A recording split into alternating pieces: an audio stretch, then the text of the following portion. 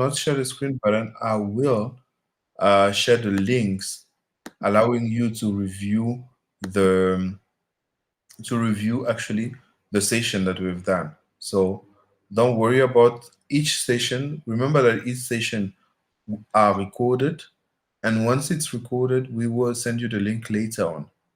I hope you all understand and you are good with it. Okay. So let's start by actually starting with the understanding a part of speech. Who knows about this part of speech? Who knows about the part of speech? Hello, can anyone answer me?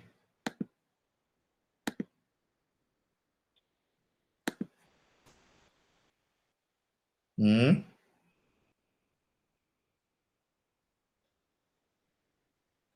Mr. Gracias? Yes. Yeah. Do you know a part of speech in French?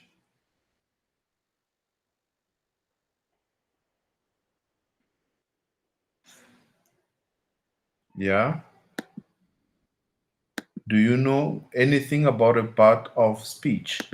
So a part of speech is is part of a verb, actually a sentence. When you are forming a sentence, remember a sentence is formed of many things. Une phrase est composée de beaucoup de choses, n'est-ce pas? So each part has something on it, right? Each part has a responsibility. Each part has something. So from then, we will be able to let you know. Okay. We'll be actually able to let you know because right now, what we are doing is to teach you what is a part of speech.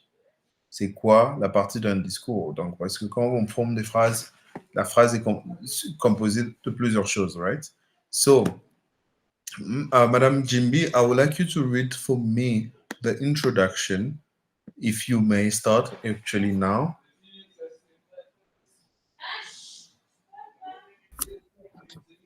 Hello. Yes, ma'am. Language is a complex and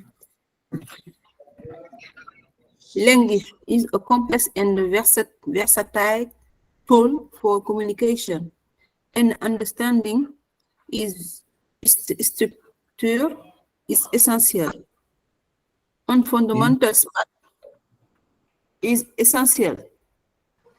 Okay. On fundamental aspect of English grammar is part of speech. In this lecture, you will explore the concept of part of speech in English, the classification, and the role of constructing meaningful sentence. What are part of speech? What are part of speech? Okay. So, I will read it again. Mr. Gracias, could you read as well?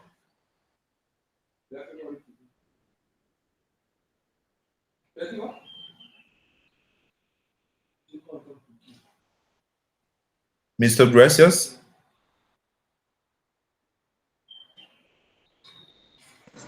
Yes. Yes, sir. Could you please read the part, the introduction part? Yes. Language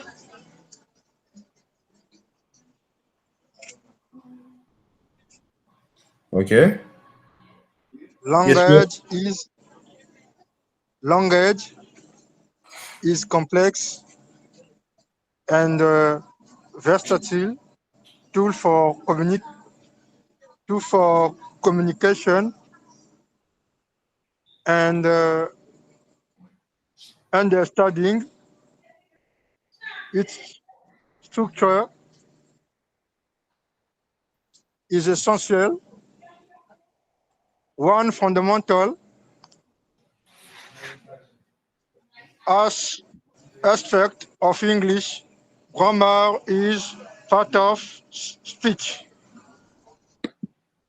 Okay.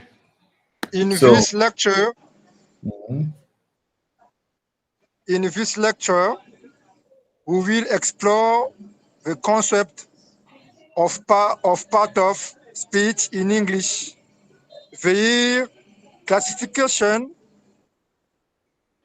and their roles in constructing meaningful sentences. What are part of speech. mhm, that's a good one. Actually, I will read it as well so everyone will understand. So let me start. Language is a complex and versatile tool for communication, and understanding its structure is essential. One fundamental aspect of English grammar is part of speech.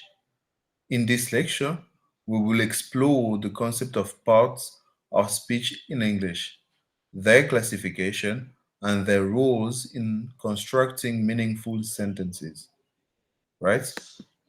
Like when you see this, what do you understand from this? Do you have an idea about what is it? Do you have an idea about the meaning? So here it says, the language is a complex and versatile tool for communication. C'est-à-dire, le langage, la langue est complexe et versatile, et aussi, elle est aussi versatile. Euh, c'est un instrument, en fait, de, de la communication. And understanding its structure, donc comprendre sa structure est essentiel. One fundamental aspect of English grammar, un des aspects fondamentaux de la grammaire, is part of speech. OK. Les parties d'un discours. So, in this lecture, we will explore the concept of part of speech in English. Donc, dans ce cours, nous allons explorer, nous allons voir le concept des parties du discours, their classification, leur classification, and their role in structuring meaningful sentences. Donc, et leur classification et leur rôle dans la construction des phrases qui ont du sens. Right? So that's what the introduction is all about. So c'est ce que notre introduction nous dit simplement. Et c'est ce que vous venez de lire. Et j'ose croire que vous avez compris ce qu'on a pu lire jusque-là. Right? So let's start with definition. Part of speech are categories into word in language are classified based on their grammatical function and roles within sentences. So, rappelez-vous que les parties d'un discours, on les a également en français. Donc, c'est presque la même chose parce qu'on a tout ça comme étant également, comme étant concept en français, mais peut-être avec des appellations différentes, right? Et peut-être aussi avec la prononciation différente aussi. So, definition, part of speech are categories into which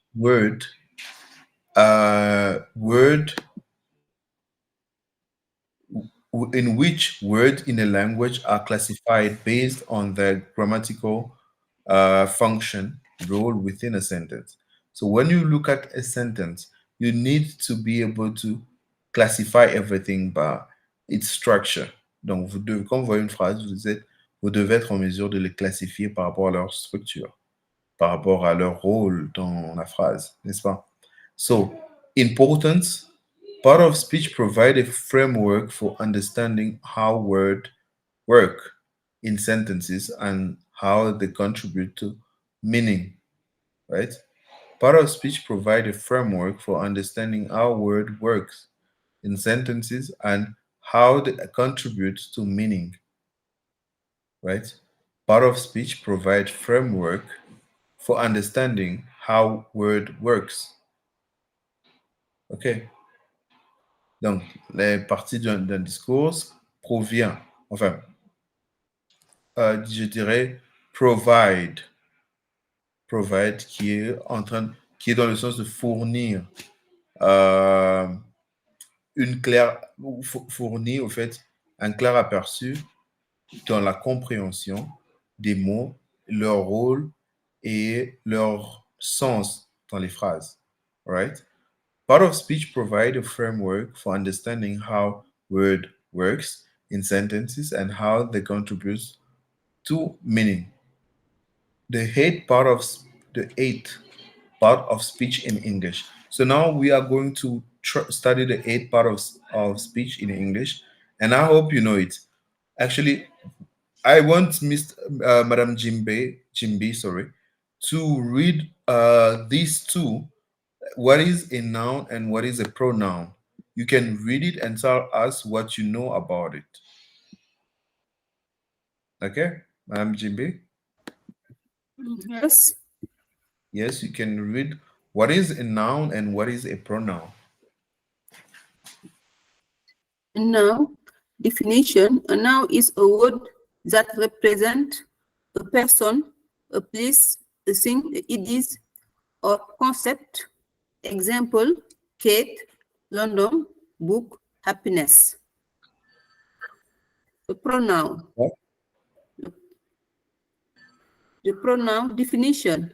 Pronouns are words that replace noun to avoid repetition. Example, he, she, it, they. Thank you. Okay, that's perfect. So, which pronoun do you know again beside these ones?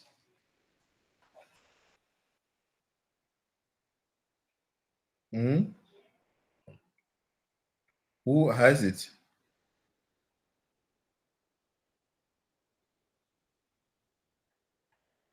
Okay, I will explain. Sorry, starting with a noun. The definition is a noun is a word that represents a person, place, thing, idea, or concept. For example, cat, London, book, happiness. Ce qu'on appelle nom en français, en anglais c'est noun, right? Cela remplace des lieux, une personne, une chose, une idée, un concept, right? So basically on that, we all know it, right? So a pronoun are words that replace noun to avoid repetition. Comme cela est aussi indiqué dans le pronom. En ce qui concerne les pronoms en français, c'est-à-dire que cela remplace pour éviter la répétition des noms, justement. Et donc, les pronoms qu'on a, on a he, she, it, they. Those are quite actually a small number of pronouns, right? But I want you to tell me who are able to tell me exactly all the pronouns that we have. On sait que les pronoms en français, il y a je, tu, il, jusqu'à il. Alors, en français également, je voudrais que quelqu'un essaye de me donner le je, tu, il, elle, nous, vous, il, elle, en français. En anglais plutôt. So who starts? Let me pick up someone. Miss, yeah, Madam Jimby, yes, you can go ahead and tell me. I am, Yes. he, you, he, she, you, it, they. It's not bad, but of course you went out a little bit. When you say I am, of course it's I am. I, which is a pronom, le pronom I, et puis am qui est le verbe. Mais là, on demande juste le pronom. Donc, ça sera I, you, I qui remplace je, you qui remplace tu, he qui remplace il, she qui remplace elle, it. En français, on remplace toute chose par il ou elle. Rappelez-vous le sens, la notion du genre. Bon, bah, si je peux dire ça comme ça, désolé pour. Voilà. La notion du genre, parce qu'en français, on a le genre féminin et le genre masculin, n'est-ce pas? Toute chose en fait, a un genre, en fait, si je peux dire ça comme ça. Donc, on a des noms masculins, bien sûr, les noms féminins. Ce qui est un peu contraire à l'anglais. En anglais, il n'y a pas de genre masculin ou féminin. Enfin, en ce qui concerne les choses. Donc, pour cela, tout ce qui n'est pas humain, tout ce qui n'est pas humain, on remplace cela par it. On a un pronom spécial pour tout ce qui n'est pas humain. Ça peut être une table, ça peut être un ordinateur, un téléphone. Et tout ça, quand on veut remplacer par un pronom personnel, on ne dira pas she or he, comme en français souvent on le fait. Pour la table, on dira une table ou la table, ou genre elle, disons elle, voilà. Donc, on ne fera pas cela. Ce qu'on fera par contre en anglais, c'est qu'on remplacera table par it. OK? It qui remplace tout ce qui n'est pas humain. Donc, les choses ou autre chose. OK? Donc, it remplace seulement les choses ou tout objet, toute chose qui n'est pas humain, qui n'est pas soit fille, soit garçon. Right? Then, we remplace nous. You, encore, remplace vous. They remplace il et elle. They, qui est juste là à la fin d'ailleurs, même ici, où on a juste pu mettre ça ici. They, donc c'est un pronom pluriel et ça remplace il, pluriel ou elle. Yes, Madame JB, you have a question? C'était par rapport à nous, le nous. Nous, cela remplace Oui. par oui. Oui, d'accord. Merci. All right. Okay. So, of course, once you get that, you are sorted. Une fois que vous comprenez ça, vous êtes mis hors de danger quand même, parce que vous saurez comment utiliser les pronoms personnels correctement. All right. Then we have, then down here we have the verbs. So, remember, so far we have seen about verbs. Okay. Action verbs, déjà, la définition. Action verbs express physical or mental action. For example, to run, to think, to write, to jump. Okay? So, action verb, c'est les verbes d'action. And as I'm reading now, its definition, action verbs express physical or mental action. Okay. Or mental actions. For example, run, think, write, jump. Okay. So now I'll ask you to definitely to read it for me, because I read the first part, the first definition. So now let me pick up someone in other. So we will see. Okay. So Mr. or Miss Grass, could you please read this, the second one, the second definition? Mr. Grass Dinwaku, please, could you come here and read it? Definition.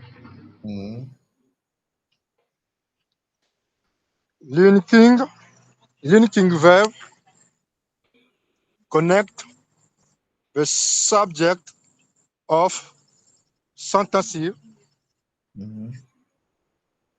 to a subject complement.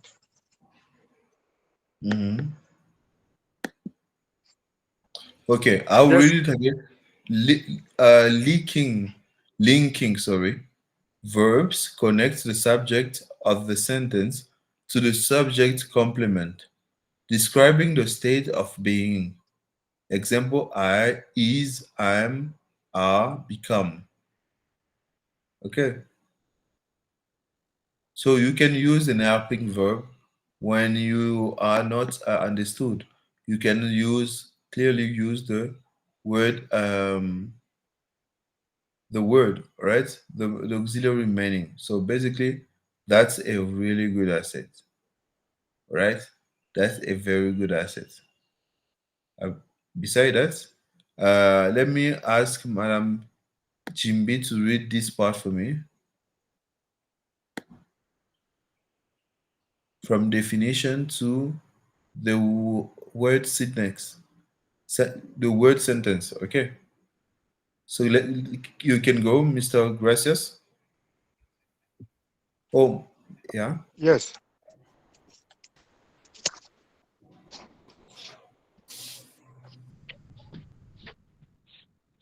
Helping verbs assist the main verb to form verb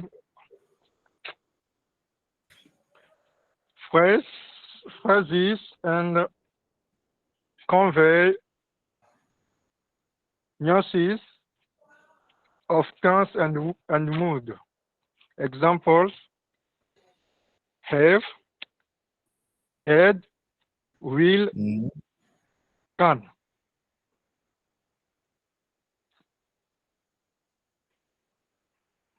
Helping verbs, auxiliary verbs. Mhm.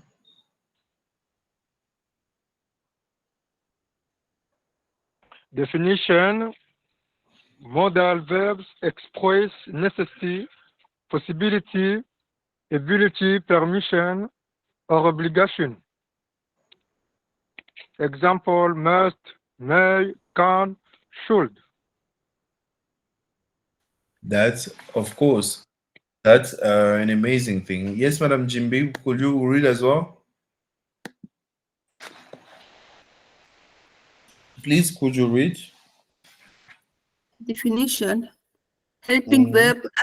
helping verb assists the main verb to form verb phrase and convey nuance of tense of mode. Example: have, had, will, can. D. Modal verb.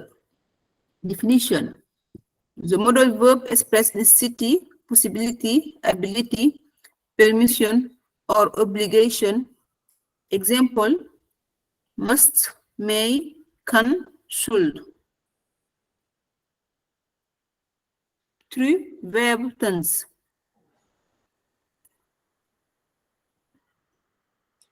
All right, all right. So that's amazing. So let me do this, right? I will definitely, um, I will definitely use the same and read it for you. Let me ask someone else to read it as well. Yes. Okay, Madam Falmata, it's all right. Don't worry about that. Thank you for texting. Thank you for saying it so I can know. So, Madam Clarice, hi. Good evening.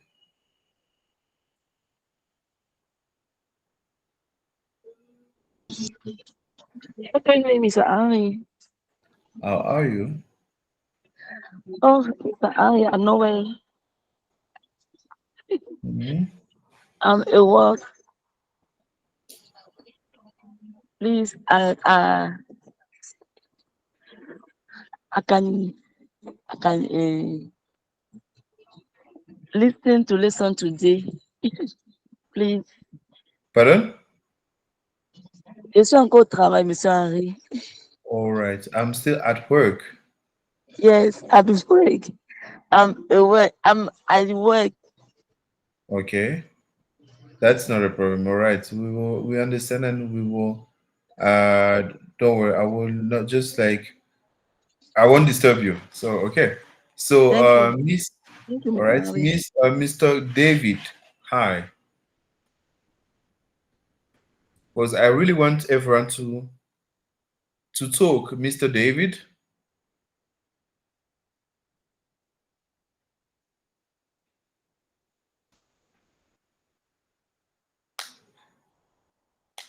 Mr. David, are you here?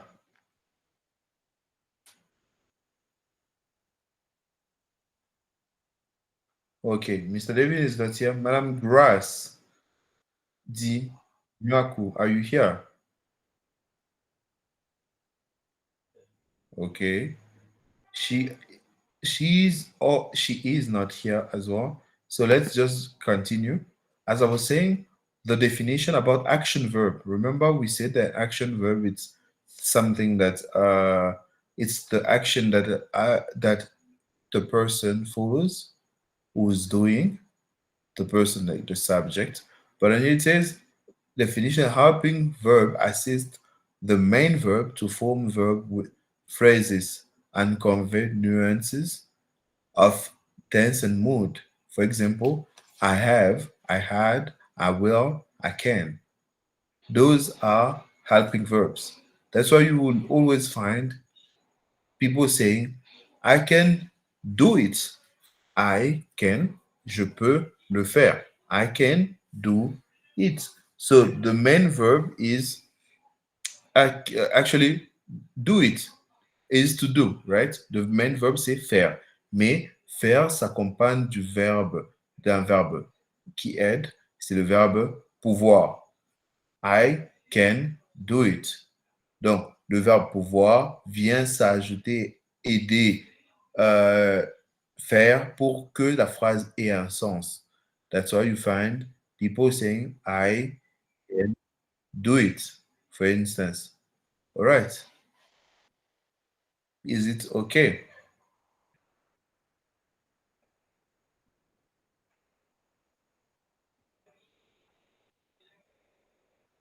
Okay, let's jump into the next one. The present tense. So here, remember we are talking about sentences. We are talking about part of the speech, but then now we got to this, and this is the present simple, the present tense. Come on.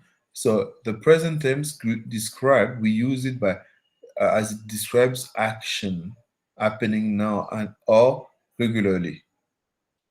For example, I eat, I write. So those are action present tense. When you use the present tense, c'est le present tense, c'est l'équivalent du présent de l'indicatif, right?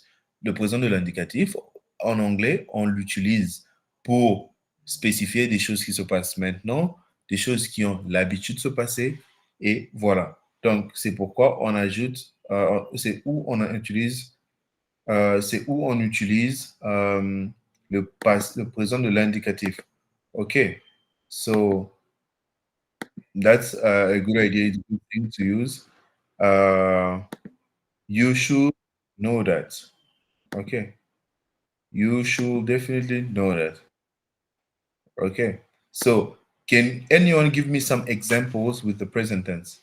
Please, donnez-moi des exemples au présent de l'indicatif en anglais.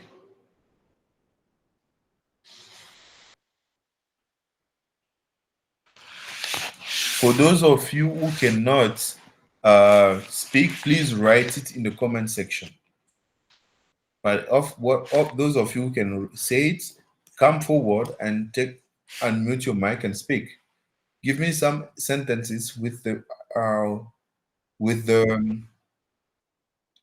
present sentence. Yes, Madam Jimbi. I work in Dhaka. Yes. I work where? In Dhaka. Exactly. It's a truth. Thank you so much. That's a truth, like that you are working in Dakar. So basically, you will say, I work in Dakar. And I can also say, I teach English. Or you can also say, I learn English. I learn English. It's something that goes continuously. Okay. So that's continuous.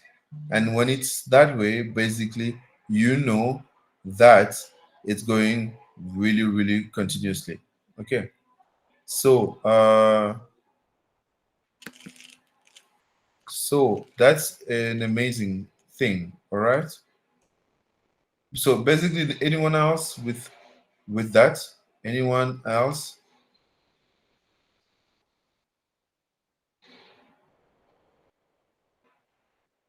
Anyone else with a question?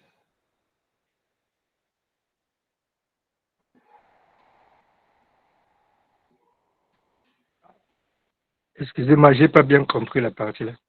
Je veux que vous me donniez des phrases au présent de l'indicatif en anglais.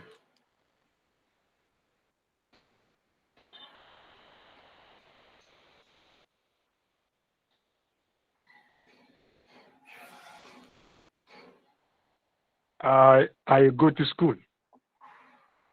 I go to school. That's also a sentence in the present simple, au présent de l'indicatif. Thank you so much. I go to school.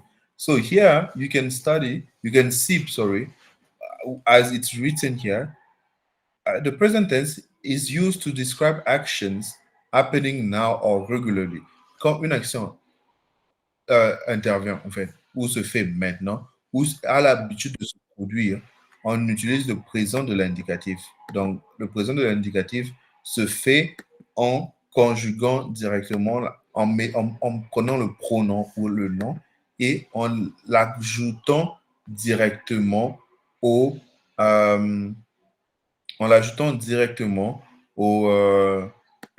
au verbe. Le verbe a la forme de base. Comme par exemple, eat, on sait que manger, c'est to eat. Et donc, to eat devient, si je dois le conjuguer à la forme au présent de l'indicatif, je dirais I eat. You eat. She eats. He eats. We eat. You eat. They eat. OK. Eat qui est manger. Par exemple, si je prends l'exemple de dormir, qui est le verbe to sleep, je dirais I sleep, you sleep, he sleeps, she sleeps, we sleep, you sleep, they sleep. Okay.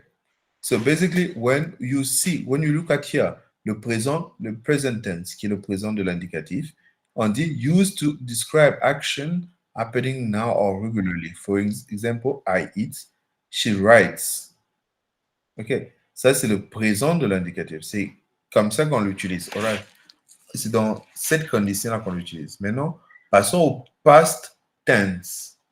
Le past, normalement, ça s'écrit aussi past simple tense. Le past tense ici veut juste, a comme équivalent le passé composé.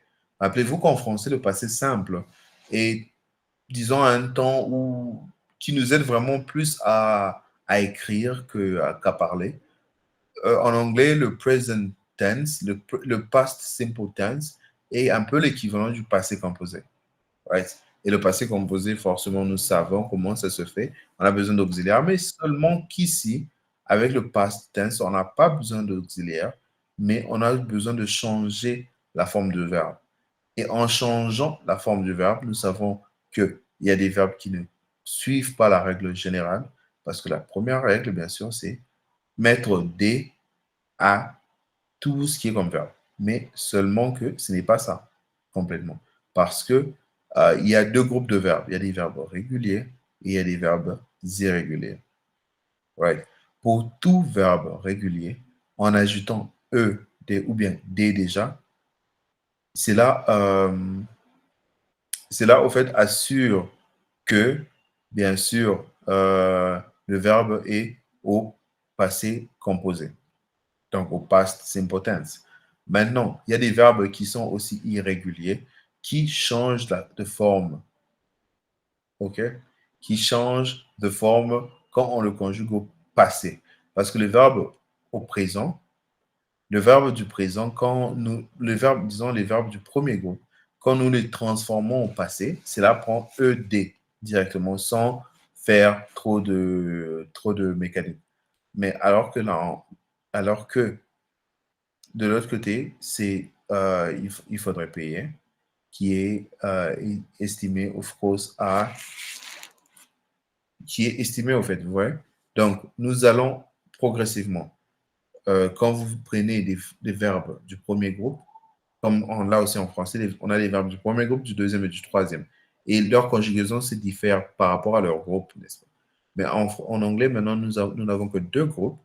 Il y a le premier groupe et le deuxième groupe. Soit irregular verb, les verbes irréguliers, et les verbes réguliers.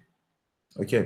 So, pour la plupart des cas, comme je l'ai dit, ça, on ajoute ED, mais pas que, parce qu'une grande partie également de la population, enfin, disons, des verbes, sont des verbes irréguliers. Mais seulement, nous vous conseillons vraiment de connaître ces verbes réguliers, parce que vous aurez besoin de ça à tout moment, chaque jour, en tout cas.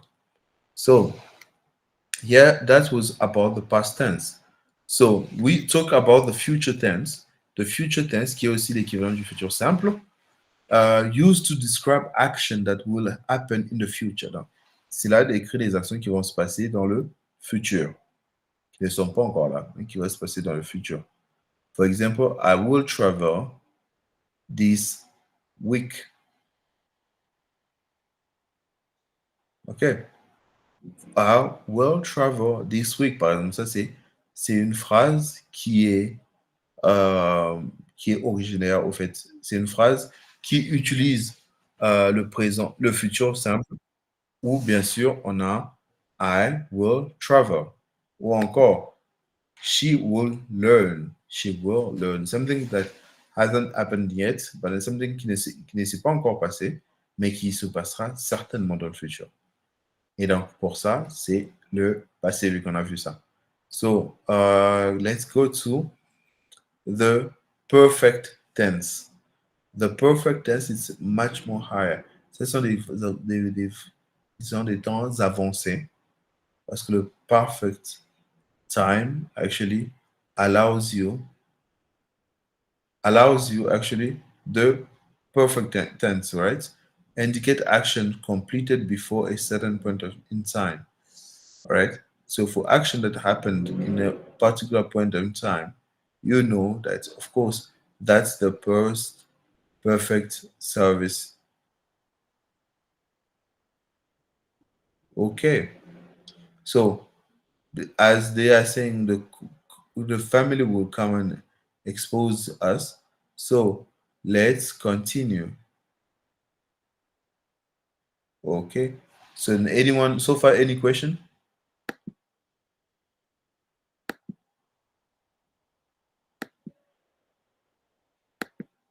Any question?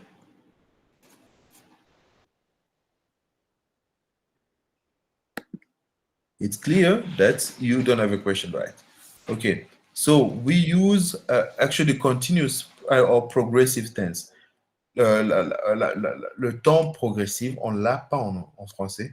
C'est un temps qu'on n'a pas en français, mais on peut comprendre le sens de ce qui est dit. Donc, pour la forme progressive ou continuous, cela implique au fait les pasteurs également, right? I'm kidding. I am joking. That's a joke. Don't worry about it. So, je disais, le continuous tense, on l'a pas en français. Mais on peut justement comprendre le sens quand on ajoute en train. Parce que c'est une action qui est en train de se faire. Par exemple, I am reading. I am studying. Donc ici, on aura besoin déjà de l'auxiliaire. Quand on met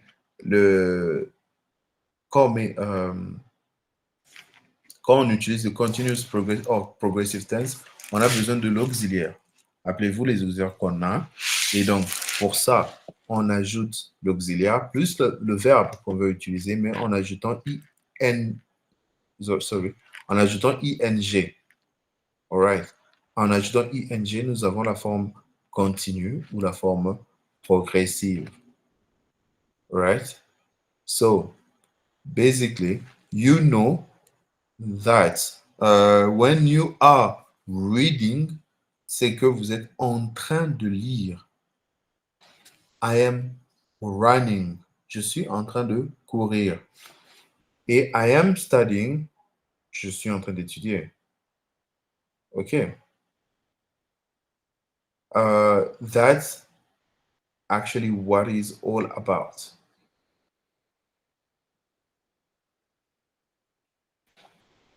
OK.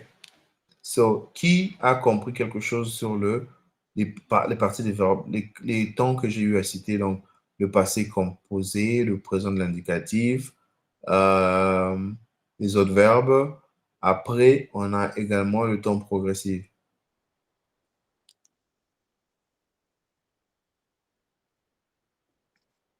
I understand. OK? Everything.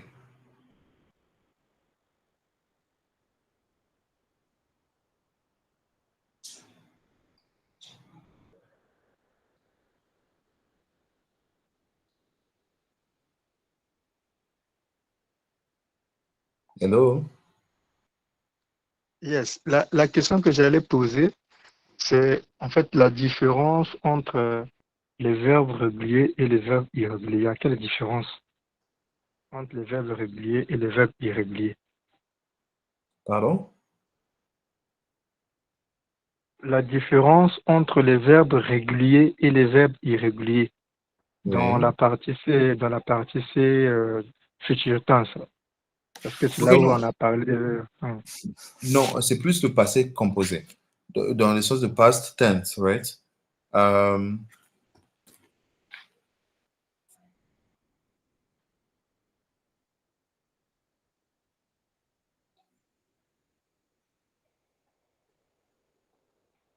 okay, hello? So, sorry. I'm saying, la partie sur les verbes réguliers, les verbes irréguliers, on l'utilise, bon, c'est déjà, on peut l'utiliser, vous devez les connaître pour les utiliser par rapport à tous ces temps, mais plus spécifiquement, le passé composé, comme on est ici, avec ces 5 temps, le passé composé demande plus. Parce qu'au total, en anglais, on a 12 temps, n'est-ce pas? On a 12 temps. On a 12 temps sur, on a 12 temps sur les trois, disons, les trois grandes lignes, si je peux dire ça comme ça. On a le présent, le passé, le futur. Et bien sûr, on a 4 temps par grande ligne. Donc, on a 4 temps pour le présent, 4 temps pour le futur, 4 temps pour le passé, et voilà. Donc, on a 4, 4, 4, n'est-ce pas? Et au total, ça nous fait un total de 12 temps. Mais sur les 12 temps, on vient de vous donner juste là les 5 les plus utilisés. Donc, les plus utilisés, ce dont vous aurez réellement besoin dans votre communication journalière. Voilà. Et donc, cela vous permet de vous exercer, de connaître déjà la base de ces verbes, de ces temps. Et donc, pour les verbes réguliers et les verbes irréguliers, vous aurez plus besoin de cela en utilisant le passé simple, le passé composé, sorry. Parce que c'est écrit past simple tense ou bien le past tense, qui est l'équivalent du passé composé. Donc, vous avez besoin des verbes réguliers ou irréguliers en utilisant plus le passé composé parce que cela déterminera comment est la forme de votre verbe. Parce que avec les verbes réguliers, ce sont des verbes qui suivent une logique dans leur transformation, c'est-à-dire que la transformation du présent au passé. Donc, cette transformation-là intervient lorsque vous ajoutez pour les verbes réguliers et de, non, et des, donc et des pour les verbes réguliers. Mais de l'autre côté, les verbes irréguliers ne suivent pas cette logique-là. Les verbes irréguliers changent complètement. Il y en a des verbes irréguliers qui changent complètement. Comme par exemple, je prends l'exemple d'un verbe régulier, arrive, ou bien voilà, c'est même ici, c'est donné ici. Quand vous avez des verbes comme play, qui est joué, ou study, qui est étudié, leur passé devient played. On a ajouté ed à la fin. Et de l'autre côté, studied, ed aussi à la fin. Ce sont des verbes réguliers. Et les verbes réguliers, on n'a qu'à ajouter ed à la fin de ces verbes. Alright. Et nous aurons la forme du passé composé de ces verbes-là. Donc, si je dis I studied in Cameroon, donc j'ai étudié au Cameroun. Donc, c'est une action qui est passée. I studied in Cameroon or I studied law. Of course, ce sont des actions passées que nous devrions connaître. Right? So, quand vous avez des verbes réguliers, vous savez que vous ajoutez ed. Mais d'un autre côté, les verbes irréguliers ne respectent pas cette logique, ne respectent pas cette règle. Et donc, pour les verbes irréguliers, vous ne devez que les retenir. Vous n'avez pas d'autre choix que de les retenir. Et les retenir veut dire justement étudier cela, connaître ces verbes et connaître comment ça s'emploie au passé composé. Right? Is it okay?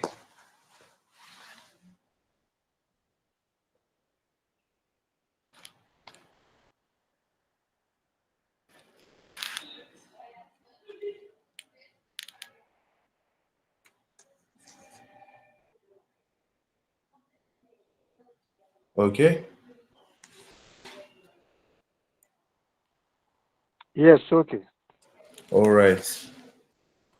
Okay, so basically, as everyone understand, we go to here with the verb agreements. So, verb agreement with the subject-verb agreement. Verb must agree with their subject in terms of number, singular or plural. Example, he runs. That's singular. They run. Donc, ça, c'est l'accord parce que les verbes s'accordent en genre et en nombre. Bon, la logique de genre et en nombre avec son sujet, c'est un peu également ici ce qu'on appelle le verbe agreement. Donc, s'accorder en genre et en nombre. Mais seulement que en anglais, on n'a pas de genre pour les choses. Donc, on l'a en nombre. All right? On l'a en nombre. Donc, le sujet, le verbe s'accorde en nombre avec son sujet. Right? So, la majorité de cas, parce que déjà, c'est ici, he runs. Vous pouvez voir que vous allez vous demander pourquoi on ajoute S alors que c'est singulier et on le retranche alors que c'est pluriel, ce qui est complètement l'inverse. Mais ce que vous devez comprendre, c'est que les verbes avec le pronom personnel, la troisième personne qui est le he, she and it, le verbe qui vient après prend ES quand cela finit avec une consonne pour certains. Et il y en a d'autres qui prennent seulement S. OK. Et run, quand on arrive à he or she or it, run, on doit ajouter S pour cela. Donc ça devient runs. Ce n'est pas une notion plurielle, ça n'a rien à voir avec le pluriel parce que là c'est complètement singulier, c'est seulement une loi pour la troisième personne du singulier. Donc les verbes qui se conjuguent à la troisième personne du singulier prennent ES ou S. All right. Maintenant de l'autre côté, they run, le pluriel reste un variable parce que rappelez-vous, je vous ai dit qu'avec les verbes, on prend seulement la forme basique, la forme de base, on l'ajoute à un pronom et ça marche. Ce n'est pas comme le français où vous devez encore conjuguer ce verbe-là qui doit être différent de la forme de base. All right. So, on y va au niveau de agreement intense. Donc, l'attente en ce qui concerne les temps. Verb must be in appropriate tense to match the time frame of the sentence. For example, I will write the future. She wrote the past. Vous voyez comment ça change? Donc ici, vous allez comprendre que le verbe write est un verbe irrégulier parce que ici, on a ajouté I will qui est, disons, l'élément qui nous détermine que c'est le futur. Write, qui est le verbe à la forme de base. Parce que quand on met l'option du futur, on sait automatiquement que on a l'option de base juste après, le verbe à la forme de base juste après. Ça, c'est en ce qui concerne le futur. Mais non là, write, donc he will write dans le futur, il écrira dans le futur. Et de l'autre côté, il a écrit, qui devient she wrote. Donc, on passe de W-R-I-T-E à W-R-O-T-E, qui est le passé. Donc, vous comprendrez que le verbe write est un verbe irrégulier. Donc, vous devez connaître ce verbe-là irrégulier, certainement le mémoriser pour vous permettre de pouvoir vous exprimer sans erreur en ce qui concerne la conjugaison. Is it okay?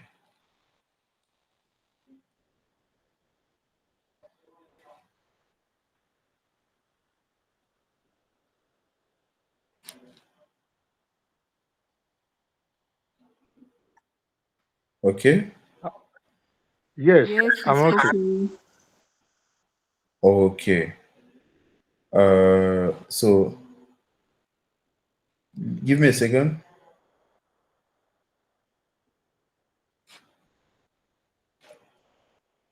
So let's continue. We have the active voice and the passive voice. As it is in English, the active voice, we know that the subject performs the action. Le sujet est en train de faire l'action. The subject performs the action. Donc, par exemple, she wrote the letter. Ici, on a utilisé wrote qui est le passé de write. Donc, comme vous comprendrez que c'est un verbe irrégulier. All right. So, on that, we are okay. I mean, so let's say we go to the passive voice. On the passive voice, par contre, là, on sait que the subject receives the action. Donc, le sujet subit l'action. Right. The letter was written by her. Donc, she was the one who wrote the letter. Okay. So, in this section, I want you to think about it because active voice, the action, the subject performs, donc le sujet fait l'action. Mais de l'autre côté, le sujet subit l'action. All right. So by saying things, you will be able to practice and know it. Okay. So the conclusion here, we don't want to check it. So I just want us to go straight to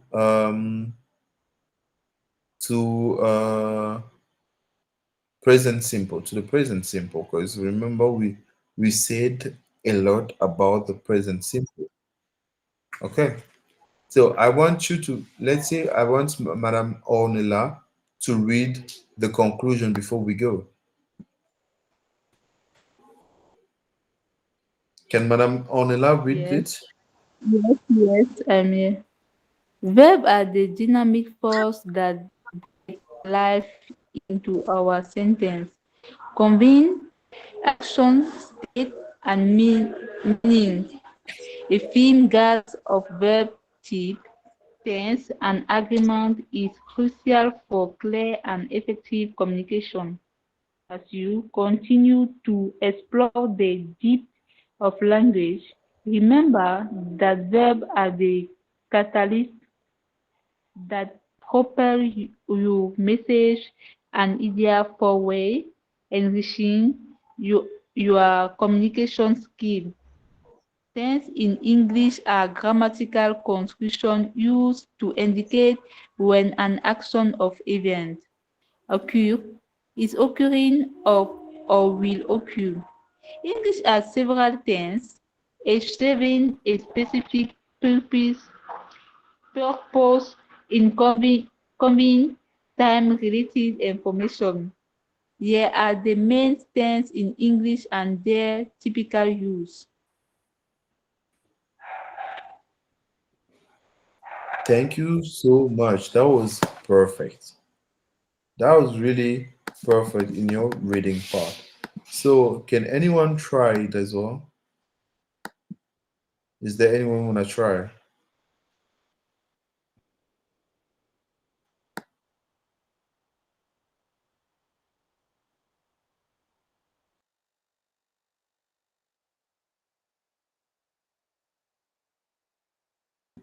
Hello? Can anyone try? Yes, Madam Falmata, you can go ahead and read. Yes, ma'am, go ahead. Madam Falmata Mosi, you can go ahead. First of all, then Mr. Gracias will read after. Donc, Madame Falmata, vous allez avant, vous lisez, puis Monsieur Gracias vous suivra. Yes. Yes, Mr. Gracias, Verb, sorry, you are, verb, sorry, ma'am, sir, you are after, vous êtes après Madame Falmata.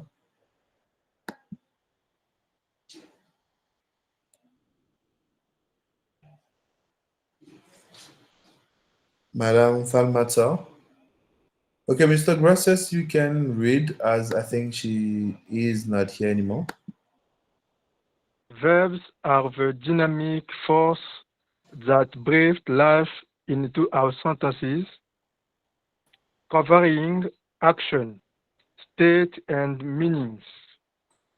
A film's grasp of verbs, type, tenses, and agreement is crucial for clear and effective communication. As you continue to explore the depth of language, remember that verbs are the catalyst that propel your message and ideas forward,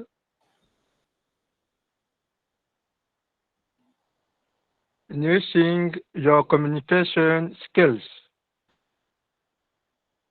Tenses in English are grammatical construction used to indicate when an action or event occurred, is occurring, or will occur. English as server tenses is serving a specific purpose in conveying time-related information.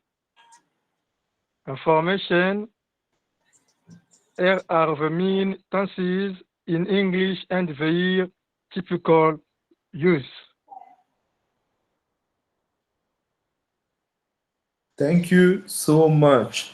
Thank you so much. That was also super. Thank you a lot, actually.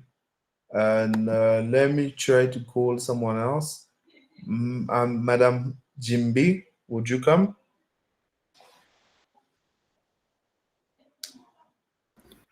Madam Jimbi, would you come read? Yes. Yes. Verb are the dynamic force that break life into a sentence, covering action, state, and meaning. A few gaps of verb tips, tense, and agreement is crucial for clear and effective communication. As you continue to explore the depths of language, remember that verbs are the catalysts that propels your message and ideas forward, enriching your communication skills. Tense is in English are grammatical construction used to indicate when an action or events occurrence or will occur. English has several tense as serving a specific purpose in conveying time-related information. Here are the main tense in English and their typical use. Yes. Thank you a lot for that. Thank you. That was a great thing. Is there anyone else who want to try to read? If anyone else want to try to read, we'll start. Anyone else? Please raise your hand if you want to try to read. Okay, who want to try to read?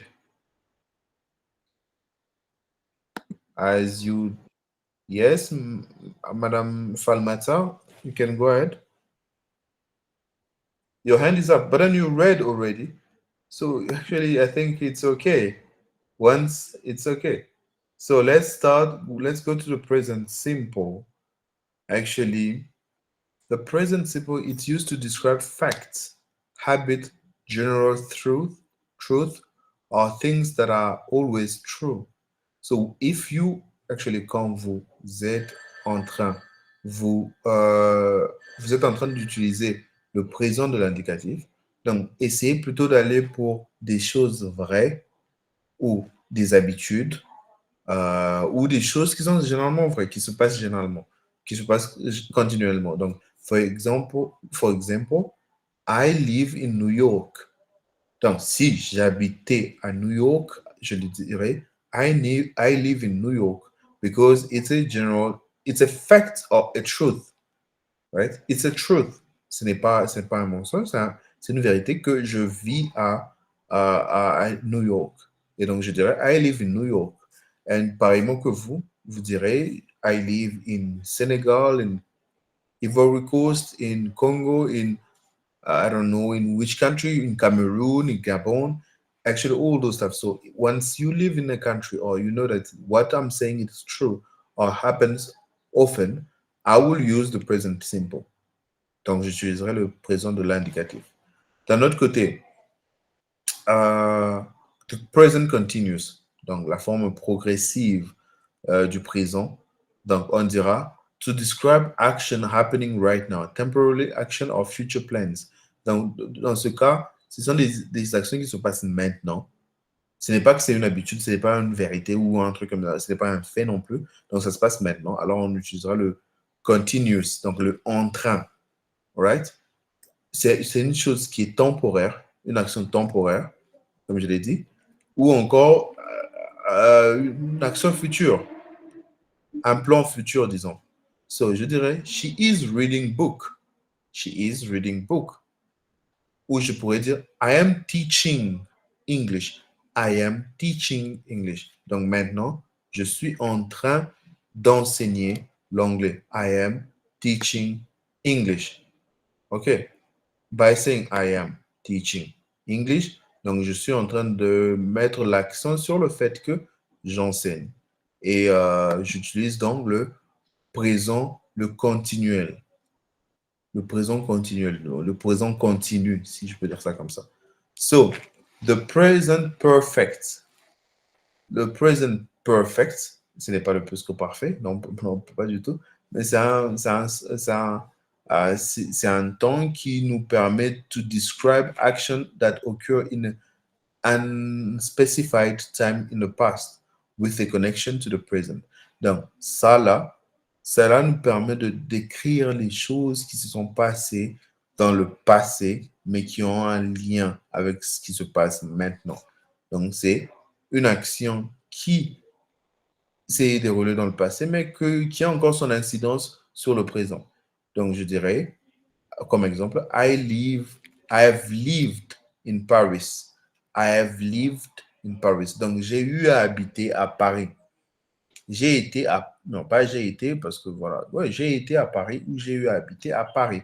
Donc, par rapport à ça, nous savons que cela est un present perfect. Parce que l'action d'avoir été à Paris est une action ancienne, mais qui a toujours son incidence sur le fait que j'y ai été et je connais quelque chose de Paris. J'ai une expérience de Paris, disons. Right? So, by going to the past simple, as I said, le past simple qui est l'équivalent du passé composé dans la conversation de tous les jours, on dira to describe completed actions or events in the past. Donc là, c'est carrément ce qui s'est passé dans le passé. Donc voilà, c'est vraiment le passé quoi. So on dira they went to the store. Went, c'est un verbe. Le verbe went, bah, c'est pas le verbe went, ben disons le verbe qui est derrière went, c'est le verbe to go. Donc, au lieu de, vu que go, c'est un verbe irrégulier, ça va changer de façon d'écrire, ça ne sera plus go, mais ça sera went. OK? Ça sera went. Alors, ici, vous faites attention, ici, on est en train de parler de tous les 12 temps, comme vous pouvez bien le voir. On est en train, désolé, j'ai juste un petit problème avec ça, mais ne vous inquiétez pas, j'arrange ça bientôt là. Je suis en train de redisplay ce que j'ai, parce que j'ai perdu un peu disons, la présentation. Alors, donnez-moi 2 minutes, je reviens.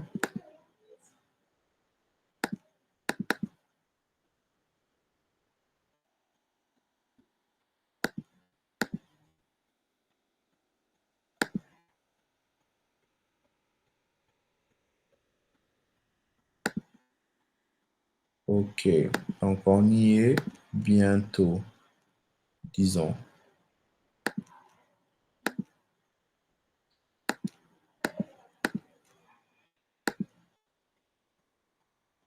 Yes. So here we are seeing the part of speech, of course, that we wanted to see for the last time, because remember we are here by we are here. So here on est en train de voir un peu plus de temps. Alors nous avons vu le passé simple, le passé continu, le présent, le present perfect. Et là, on a le futur simple. Le futur simple, c'est là, comme on dit, is used to describe action that occurred before another past action. Actually, no. The past perfect first. To describe action that occur before another action. Donc, on écrit une action qui s'est passée avant une autre action, et avant qu'une autre action ne se produise, mais dans tous les deux cas dans le passé. Ok. Donc, on parle d'une action qui a précédé une autre action, mais dans le passé. Et donc, dans ce sens-là, on dira the present perfect, the past perfect, which describe an action that occurred before another action, but no, to describe an action that occurred before another past action. By the end, I arrived. They had already eaten. By the end, I arrived. Vous pouvez voir arrived, qui est le verbe arriver, et qu'on a ajouté ed. Donc, arrive, on a ajouté d plutôt. They had, c'est le passé de avoir, to have. Already eaten. Eaten aussi, c'est le participe passé de manger. All right. So, by the time I arrived, they had already eaten.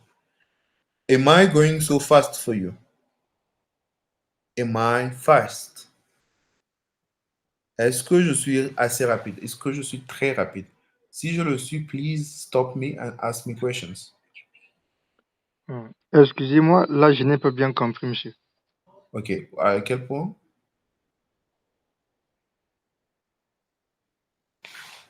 Oui, quel point? Sur quel point? Comme ça que je réexplique. She had been studying all night. Wait. She has been studying. Yes. Nous ne sommes pas encore là. Nous sommes ici. By the time I arrived, they had already eaten. Nous sommes ici. All right? Yes. Okay. Yes. So did you understand this part? Est-ce qu'avant vous avez compris cette partie?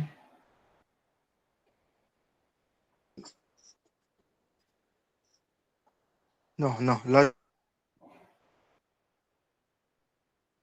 j'ai pas compris. Là, j'ai pas suivi. Excusez-moi.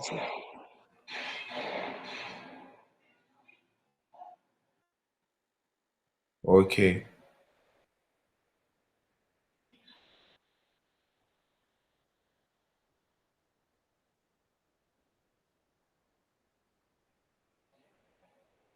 Okay, let me explain it again.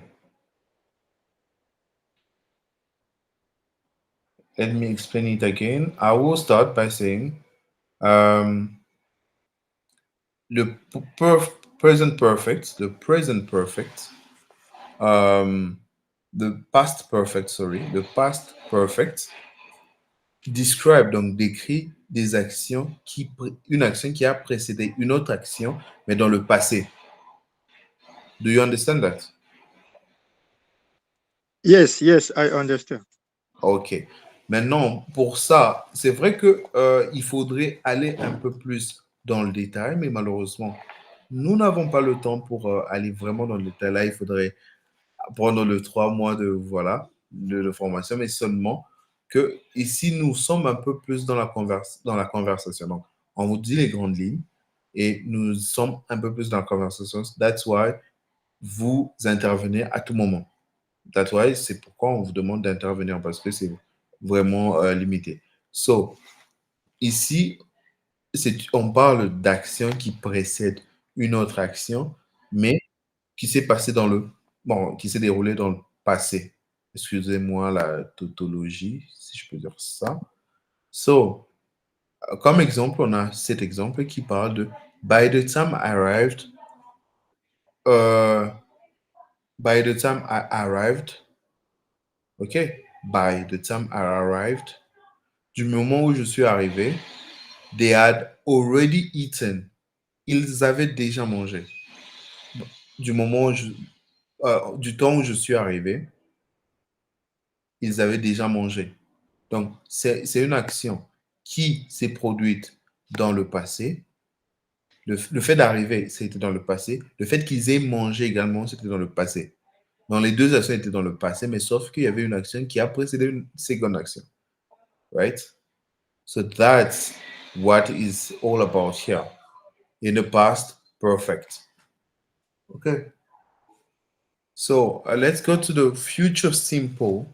The future simple, c'est le futur simple.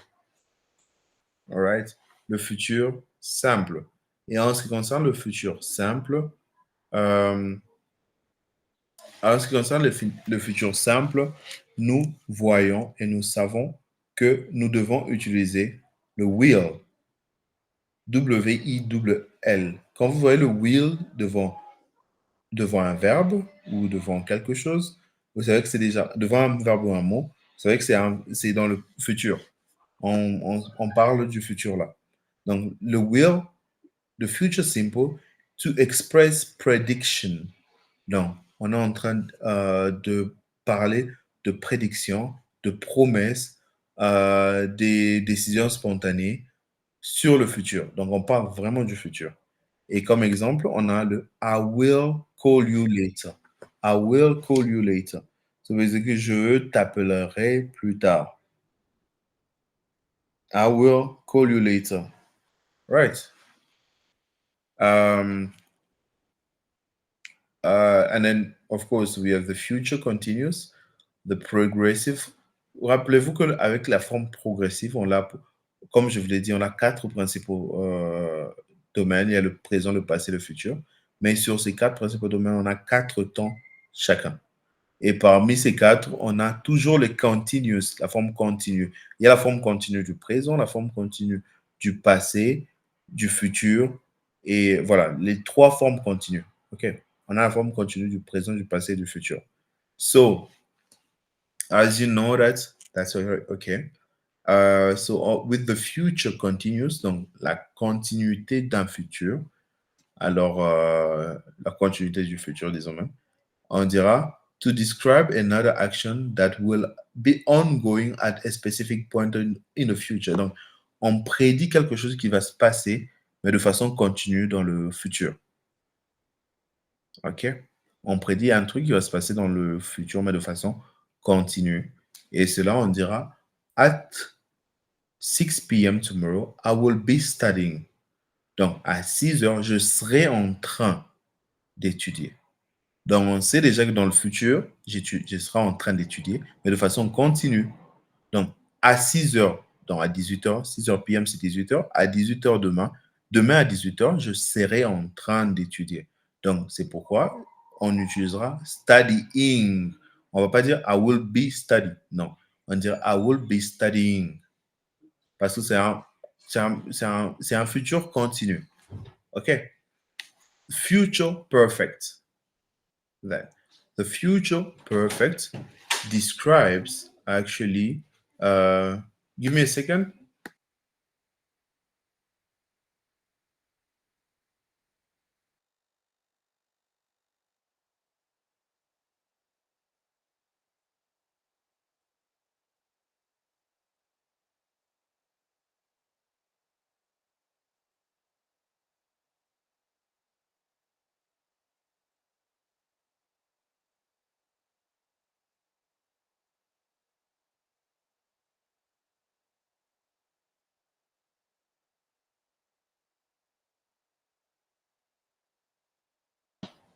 So yeah, we are back. Okay, sorry about that. I was saying for the future, actually the future simple, we talked about it. And then with the future continuous, of course, we talked about it as it is.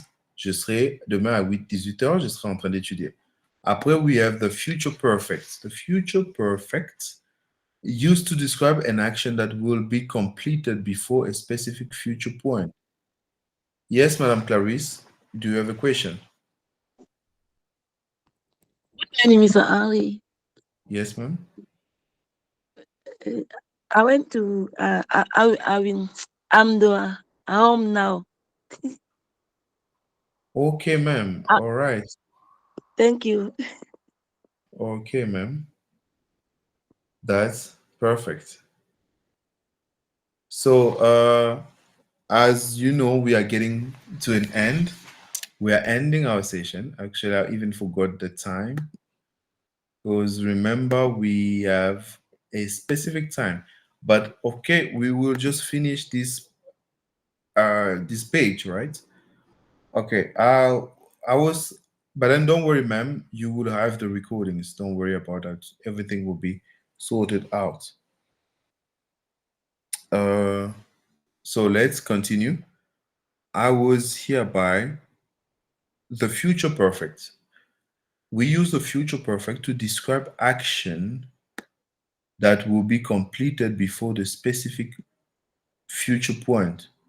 To describe an action that will be completed before a specific future point. Donc, on décrit une action qui va se produire avant un point précis dans le futur. Alright? Avant que cet événement n'arrive, il y aura ça, par exemple. Mais dans le futur. OK. And then that's why on a, par exemple, for example, by next year, I will be graduated. Donc, avant la fin, non, disons, d'ici l'année prochaine, je serai gradué. D'ici l'année prochaine, je serai gradué. Donc, c'est bon, enfin, c'est un événement qui se produira avant un point donné dans le futur. D'ici l'année prochaine, je serai gradué. By next year, I will have graduated. Je serai gradué. OK. Quatrième, the present perfect continuous. Here is to emphasize the duration of an action that started in the past and continues into the present. Ici, l'action est mise sur des actions qui se sont passées dans le passé, bien sûr, et continuent dans le présent. Donc, on met l'accent sur une action qui a débuté dans le passé, mais qui continue dans le présent. Right. Comme exemple, I have been working here for 5 years. So, c'est-à-dire que je travaille ici depuis 5 ans, par exemple. Donc, je travaille ici depuis 5 ans. Donc, il y a 5 ans, j'ai commencé à travailler ici et j'y suis encore et toujours depuis là. I have been working here for 5 years. Donc, depuis 5 ans, je suis là. Je travaille là-bas. Right? Donc, on met l'accent sur une action qui est déjà passée, mais qui continue, qui continue depuis. All right? The past perfect continuous. The past perfect continuous. The past perfect continuous. To emphasize the duration of an action that started and continued until a certain point in the past. To emphasize the duration of an action that started and continued until a certain point in the past. Donc ici, le past perfect continuous met l'accent sur une action, sur la durée d'une action qui a commencé et qui s'est finie dans le passé avant un point donné dans le passé. Disons, to emphasize the duration of an action that started and continued until a certain point in the past. Donc, l'accent est mis sur une action qui a commencé et qui s'est terminée avant un point donné dans le passé. OK. Et comme exemple, on a She had been studying all night. Donc, elle a pu étudier toute la nuit. She had been studying. Elle avait pu étudier toute la nuit dans le sens où ça a commencé et ça s'est terminé dans le passé avant le matin, disons, voilà. Le point donné, c'est le matin, mais elle avait étudié pendant toute la nuit. Okay, so we go to the next one. Future perfect continuous. You use to emphasize the duration of an action that will continue until a specific point in the future. Donc, sur ce point-là, l'accent est mis sur la durée d'une action qui continuera jusqu'à un point spécifique dans le futur. C'est un peu le contraire du past perfect continuous. Donc, c'est le contraire de cela. Et donc, comme par exemple, on a by this next year, I will have been living here for a decade. Donc, d'ici à l'année prochaine, j'aurai vécu ici, dans cette maison, une décennie. J'aurais vécu ici pendant une décennie. Donc, on sait qu'on a 9 ans dans cette maison, mais d'ici l'année prochaine, j'aurai totalisé une décennie sur un point. Okay. Understand these tenses and their appropriate use is crucial for clear and effective communication in English. Proper tense usage ensures that your message accurately convey when an action occur or will occur, helping others understand your intended meaning. Donc, cela veut dire tout simplement que comprendre et maîtriser le temps et l'utilisation de ces temps vous assure une communication aboutie parce que cela permettra aux autres de comprendre le sens réel de votre communication. Donc, d'où il est très important pour vous de vraiment connaître et de comprendre tout ce qui est comme temps et tout. Tout ce qu'on a pu donner comme temps. Right? Vous devez vraiment comprendre ça et essayer donc de l'améliorer avec le temps. So, basically, on se verra demain et demain, nous aurons fini avec ce petit bouquet que vous avez déjà. Donc, pour le moment, ce que je vous demanderai, c'est d'aller voir ces temps qu'on a pu faire, à partir de la page 18, donc ici, present tense, vous lisez et vous me donnez des exemples jusque-là. Jusque-là. Donc, vous me donnerez des exemples pour le present simple, le past, le present continuous, le present perfect, le past simple, le present continuous, le past continuous, sorry, le past perfect, le future simple, le future continuous, le future perfect, le present continuous, le past perfect continuous, le future perfect continuous. OK? Donc, vous me donnerez des phrases avec ces temps-là. Et donc, à partir de là, nous allons corriger, nous allons pouvoir améliorer cela.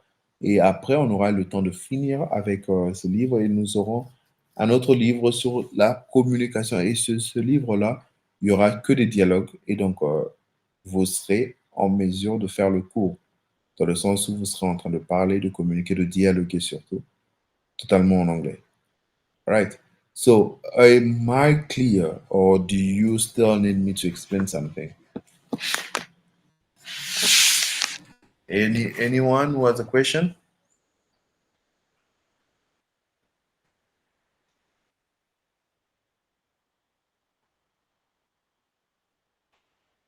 I know a question. Yes, I have a question. No, I'm not a question. No, you should say I don't have a question.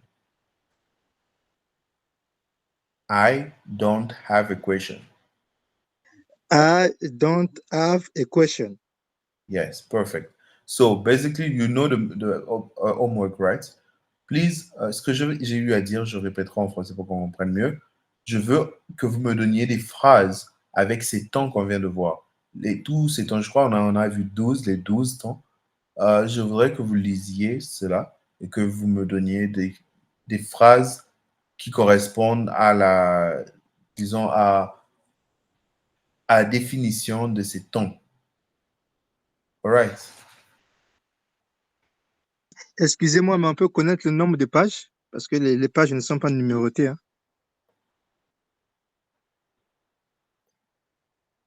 De 18h et 19h. Yeah. Ok, merci. Merci. Merci. So I will help you actually tomorrow. So basically, I will wait for it for tomorrow. Basically, now I'm just wishing you an amazing evening. Okay. So I will see you next time, tomorrow, let's say. And for the rest, please do the homework and then we will see each other next week. Okay, tomorrow, sorry. Thank you, Mr. Tomorrow. Thank you. Thank you so Thank much. you. Bye. Thank you. Bye. And have an amazing weekend. Oh, I don't know why I'm saying weekend, but still tomorrow. Have an amazing night.